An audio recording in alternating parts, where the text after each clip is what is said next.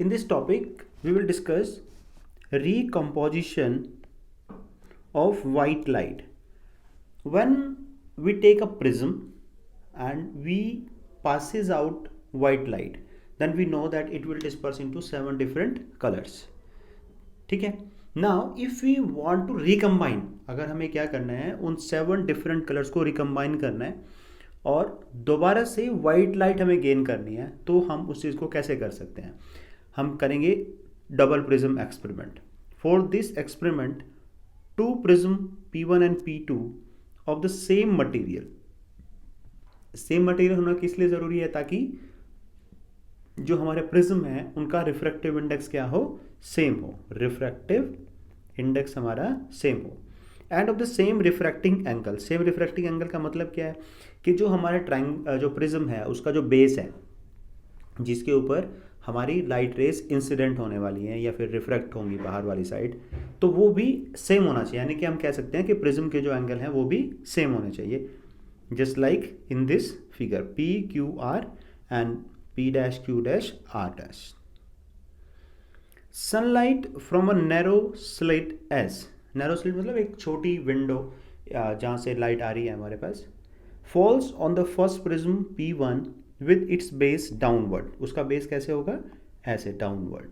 और दूसरे का बेस फिर हमारे पास ऐसे होगा, sorry opposite, like this. Okay.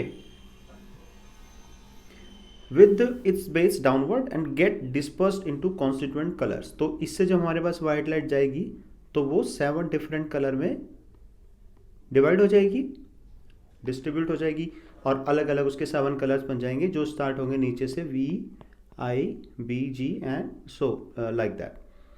And the bending takes place downwards. और हमारी इसकी जो बेंडिंग होगी ये डाउनवर्ड आएगी सबकी. Now this disperse light falls on the second prism P2 with its base upward. अब जो दूसरा प्रिज्म है हमारे पास उसका बेस कैसे है, इस तरीके से, और पहले वाले का ऐसे. Okay, so that it deviates the light upward. अब ये लाइट को अपवर्ड डेविएट करेगी जैसे कि वो पहले नीचे की तरफ करती थी. It is found that the light coming out of the second prism P2 is almost white and in direction parallel to the direction of light incident of the first prism P1.